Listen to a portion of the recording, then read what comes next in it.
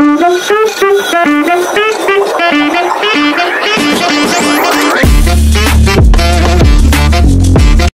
Everyone, আসসালামু আলাইকুম। আমি রওশনারা আজ আবারও এসে গেছি নতুন আরও একটি ভিডিও নিয়ে।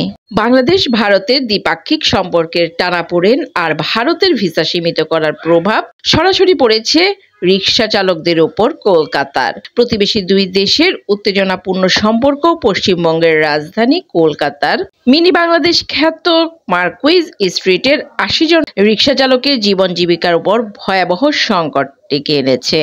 ভারতের ইংরেজি দৈনিক টাইমস অফ ইন্ডিয়ার এক প্রতিবেদনে কলকাতার মিনি বাংলাদেশের হাতে গোনা রিক্সা চালকদের কষ্টের সেই গল্প তুলে ধরা হয়েছে। প্রতিবেদনে বলা হয়েছে, এই রিক্সা চালকরা বাংলাদেশি পর্যটকদের পরিবহন করে থাকেন। বাংলাদেশি পর্যটকদের সংখ্যা কমে যাওয়ায় গত ৩ মাসে এই রিক্সা চালকদের উপার্জন প্রায় ৭০% হ্রাস পেয়েছে।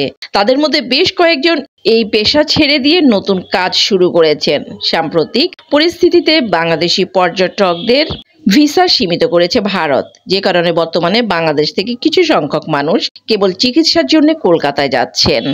অথচ কয়েক মাস আগেও কলকাতার mini Bangladesh, Marquis street, Mirza Ghalib street, free school street এবং সদর স্ট্রিটে বাংলাদেশি পর্যটকদের বড় বড় শপিং ব্যাগ নিয়ে রিকশায় করে যাতায়াতের দৃশ্য একেবারে সাধারণ ছিল। কলকাতার সৌদিপুরের বাসিন্দা প্রসেনজিৎ সাহা প্রায় ১ দশক ধরে মার্কুইজ স্ট্রিটে রিকশা চালান। তিনি বলেন, আমরা সারা বছরই বাংলাদেশি পর্যটকদের ফেরি করি। ঈদ, দুর্গাপূজা এবং বিয়ের মৌসুমের আগে এই সংখ্যা উল্লেখযোগ্য হারে বেড়ে যায়, কিন্তু গত ৩-৪ মাসে বাংলাদেশি পর্যটকদের সংখ্যা কমে গেছে। কলকাতার হাতে টানা কিছু রিক্সা চালক জানান, ৪ মাস আগেও প্রত্যেক দিন ৭০০ থেকে ৮০০ রুপি উপার্জন করত তারা। এখন তা কমে দিনে ২০০ রুপিতে এসেছে। বাংলাদেশিদের সংখ্যা এতই কম যে প্রত্যেক দিন ২০০ থেকে ২৫০ রুপি উপার্জন করাও কঠিন হয়ে পড়েছে বর্তমানে। যারা চিকিৎসার জন্য আসেন তারা সাধারণত কেনাকাটা করেন না কিংবা মজা করার জন্যও রিক্সায় ওঠেন না। হাতে টানা এই রিক্সা চালকদের অনেকেই এখন এই পেশা ছেড়ে অন্য কাজ করছেন অথবা বিকল্প কাজ খুঁজছেন। এমন অনেক রিক্সা চালক আছে যে পার্ট টাইমে অবসর সময়ে রিক্সা নিয়ে বেরিয়ে পড়েন, আর এদের মধ্যে অনেকেরই কিন্তু নিজের রিক্সা নেই। উপার্জন হোক বা না হোক ৭০ রুপি কিন্তু জমা দিতে হয়। সো এই ৭০ রুপি তারা যদি প্যাসেঞ্জার না পান, কোনো অবস্থাতেই কিন্তু জমা দেওয়া সম্ভব না তাদের পক্ষে।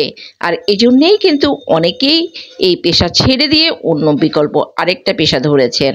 তাদের আশা, হয়তো যদি আবার কখনো ভারত ভিসা অ্যাভেলেবেল করে দেয় বাংলাদেশের এবং বাংলাদেশি পর্যটকরা কলকাতায় যায়, সেই ক্ষেত্রে আবারও এই পেশায় ফিরে আসবেন। সো সবাই ভালো থাকবেন। আল্লাহ হাফেজ।